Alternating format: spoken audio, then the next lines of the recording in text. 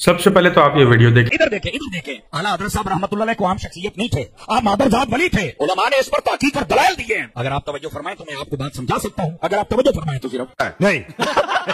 आला हज़रत साहब की छोटी उम्र थी, अभी बिल्कुल छोटी उम्र थी सैयदी आला हज़रत की। आपने गली में जा रहे हैं, आपने निक्कर नहीं पहनी हुई, सिर्फ ऊपर से ना वो जो कमीज होती है, शर्ट जिसको कहते हैं, सिर्फ वही पहनी हुई है। सामने से कुछ बाजारी औरतें आ रही थी बेपर्दा। तो आपने जब उन्हें देखा ना, तो आपने सामने वाला पल्लू उठा के ना अपनी आंखों पर रख लिया। तो जाहिर सी बात है, जब पल्लू उठाया तो कुछ ना कुछ छुपाने वाली चीज जाहिर हो गई। तो औरतें हंसने लगी। बाजारी औरतें थी ना, उन्हें क्या शर्म, तो वो कहने लगी बच्चे छुपाने वाली चीज को जाहिर कर दिया और आंखें पर तुमने पर्दा कर लिया। आला हज़रत ने जो हकीमाना जवाब दिया, हिला के रख दिया उसने औरतों को। क्यों हिला डाला ना?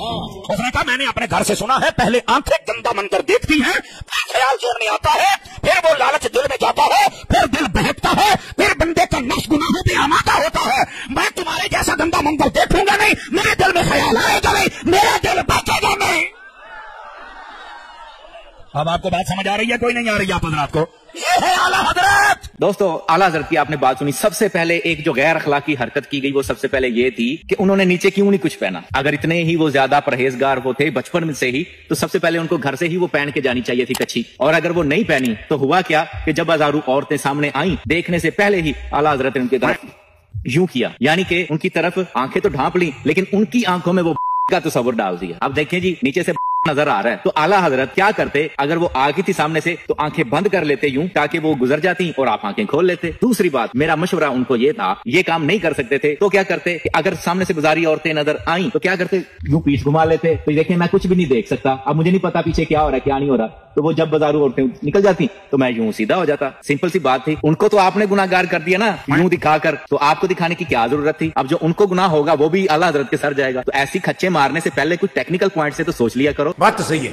अब इस बात से हमें सीखने और समझने को क्या मिलता है कि जिन आला हजरत की ये हमें बातें बताते आए हैं, यूं समझ रहे हैं आप कि 1-1.5 सदी से हम इनकी जो बातें सुन रहे हैं कि वो इतने हकीमाना जवाब देते थे, बहुत बड़े फाजिल थे, आलिम थे। तो ये बात बिल्कुल दुरुस्त कही है भाई साहब ने कि अगर वो इतने अक्लमंद और दानिश्वर थे तो उन्होंने निक्कर क्यों नहीं पहनी। और बाकी 2 तरीके से भी अपनी आंखों को ढांप सकते थे अगर उनको बाजारी औरतें नहीं देख रही थी। इस पूरे बरेलवियत की जो हेड है ना, मेरी सिर्फ उनसे गुजारिश है कि या तो इस मुफ्ती समर अब्बास को लगाम डालो, या फिर इस बात को सही सनद के साथ कुरान और हदीस की रोशनी में साबित करें कि एक बंदा अपने जिस्म का हिस्सा किसी गैर महरम औरत को दिखा रहा है अपने आप को सेव करने के लिए, तो क्या ये इस्लाम का हिस्सा है? क्या जो बुराई उस सामने वाले बंदे के दिल में फैलेगी तो उसका गुनाह किसके सर जाएगा? अलैकुम, ए बाबा पीर ते गड्डियां ठल के ना गड्डियां वाले पैसे लेंदा रोड ते।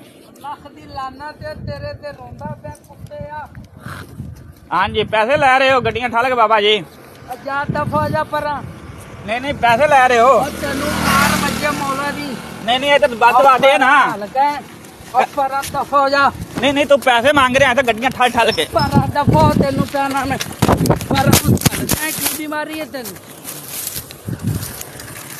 ए देखो बैल सट्टिया तो पैसे मांगता था गड्डियां ठल के, जे बदवा देंगे तो तुम मर जाओगे। इधर है ना मुंह बहा अपना है, तू मार बंदे आ रहे ना मगरू, मार गड्डियां ठल के अगे ते पैसे मांग रहा, तुम मर जाओगे, थोड़ा एक्सीडेंट हो जाएगा, तुम वो हो जाओगे, ये हो जाओगे। देखो ड्रामेबाज लोग हैं। तू एडा रहा किधर पीर ते एडा वाली रहा किधर है? पानी रोक, हाँ तू पानी तू लंघ के वहा, तू एडा पीर पानी तू लंघ मारन दिया मार मैनू। नहीं तू बदवा दे मैनू, पीर पानी तू लंघ के वहा जा, सारा कुछ मैं सारी जा तेन दे देंगे जा। आ डुब गया पानी, वे नाला लंघ रहा पीर ने फिटे मुंह तेरा। यार सच्ची अगर रहमत भाई जैसे लोग और इस दुनिया के अंदर आ गए ना, या लोगों की गैरत जाग गई और उन्होंने अपनी डिवाइस उठाई, कैमरा मोबाइल जो भी उनके पास है उठाया और वीडियो ऐसे ही शूट करने लग गए, उन लोगों को एक्सपोज करने लग गए जो वली नाम की, जो मौजजात के नाम पे जो करामत बनी हुई है उसकी बदनामी करने के लिए जगह जगह फैले हुए हैं और लोगों को बददुआएं देते हैं। अगर आप उनको पैसा नहीं दोगे तो आपको बददुआ दे देते हैं कि तुम ये रोड क्रॉस नहीं कर सकते, तुम यहाँ मर जाओगे, तुम्हारा एक्सीडेंट हो जाएगा, ऐसे हो जाएगा, वैसे हो जाएगा, यानी कि नत्थी हो जाते हैं अगले बंदे के। तो आप ऐसे लोगों को जगह जगह जाके एक्सपोज करें, आपके कूचे मोहल्ले के अंदर, आपके अपने शहर के अंदर ऐसे लोग मौजूद होंगे तो उनको एक्सपोज करें ताकि मजीद लोग आगाह हो सके, ऐसे लोगों का सफाया हो सके। और एक आखिरी बात इसमें ऐड करना चाहूंगा, हमारे पाकिस्तान के हर बड़े से बड़े मुफ्ती, हर बड़े से बड़े पीर, हर बड़े से बड़े वली जो कि खुद को क्रांति बाबा समझते हैं, मुर्दे जिंदा करना, वक्त कंट्रोल करना, इस तरह के जितने भी लोग हैं ना, अगर हमारी रसाई हो जाए उन तक और हम कैमरे लेके पहुंच जाए और उनको कहीं कि अपनी करामात शो करवाओ, जो तुम पानी कंट्रोल करो या जो भी तुम दिखाते हो कि मेरे पास ताकत है या बताते हो, वो करके दिखाओ। जिस तरह से ये बंदा भाग रहा है ना आगे आगे और मारने को आ रहा है, उसी तरह से उनका भी यही हाल होगा। लाखों करोड़ों लोगों का अकीदा बच जाएगा कि ये सब झूठ है और तौहीद सच्ची है। ये करामत जैसी कोई चीज नहीं होती, कोई मक्खी का पर नहीं बना सकता। मेरे अल्लाह ने बिल्कुल ठीक फरमाया, अल्हम्दुलिल्लाह।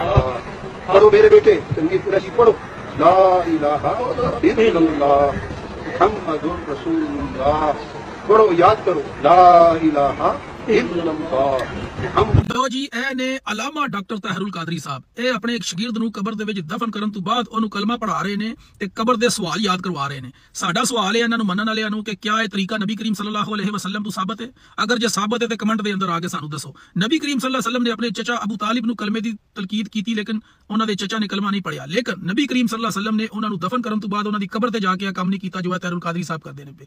ਸਾਡਾ ਸਾਦਾ ਜਿਹਾ ਸਵਾਲ ਹੈ ਕਿ ਤੁਸੀਂ ਇਹ ਕਿਸ ਸ਼ਰੀਅਤ ਤੇ ਅਮਲ ਕਰਦੇ ਹੋ ਪਏ, ਕਿਹੜੀ हदीस ਤੇ अमल करते हो पे, ये सानू आगे दसो जरा। मेरे प्यारे भाई, इसका ताल्लुक ना ही तो कुरान से है, ना ही किसी हदीस से, और ना ही कोई ज़ईफ रिवायत इस हवाले से मिलती है। इस चीज का जवाब सिर्फ पैसा, वो सिर्फ पैसा ही है इस दुनिया के अंदर। इस दुनिया को पा लेने के, इस दुनिया में ऐशो इशरत पा लेने के, अपना नाम बुलंदो बाला होने के, ताकि खुला पैसा मिले और पूरी दुनिया में हमारा डंका बजे और हम राज कर सके। सिर्फ पैसा और कोई ताल्लुक नहीं है। भला मुझे एक चीज का आप जवाब दें कि जो चीज दीन का हिस्सा है ही नहीं। देखिए, बीइंग अ मुस्लिम हमें उन चीजों को फॉलो करना चाहिए जो रसूलुल्लाह सल्लल्लाहु अलैहि वसल्लम ने हम तक पहुंचाया, अल्हम्दुलिल्लाह, जो कुरान हदीस से साबित है। अगर मैं कोई नई चीज दीन में ऐड करता हूँ, कोई नई कहानी, कोई नई करामत, कोई नया बयान, तो उसका मकसद और मतलब क्या होगा? लोगों को इकट्ठा करना। और लोग इस चीज पर मुझे दाद देंगे तो वो दाद क्या होगी?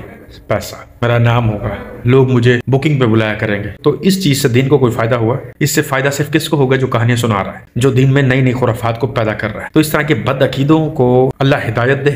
हम सिर्फ यही दुआ कर सकते हैं और इनके अकीदों पे अमल मत कीजिएगा। और अब अपने हलाल के पैसों को, अपने ईमान को ऐसे लोगों के नजर से बचाइएगा और अपने आप को सेफ कीजिए।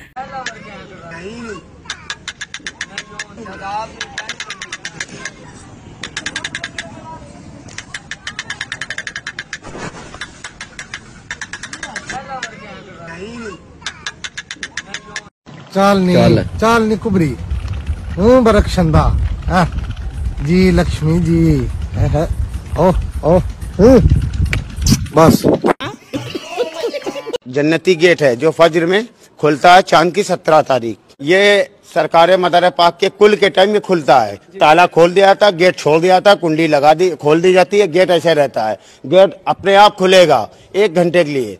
जो इसके अंदर से आते हैं कौन लोग? सबसे पहले जिसको मालूम है, जिसको नहीं मालूम है वो नहीं आ पाता है। सबसे पहले हमारे यहाँ के लोग इसके अंदर से निकलते हैं। जिनको औलाद नहीं है, यहाँ के लोग हैं, तो इसके अंदर से निकल जाते हैं। सरकार से लेकर इसी अंदर से निकल जाते हैं। ये गुप्त गेट है जन्नती।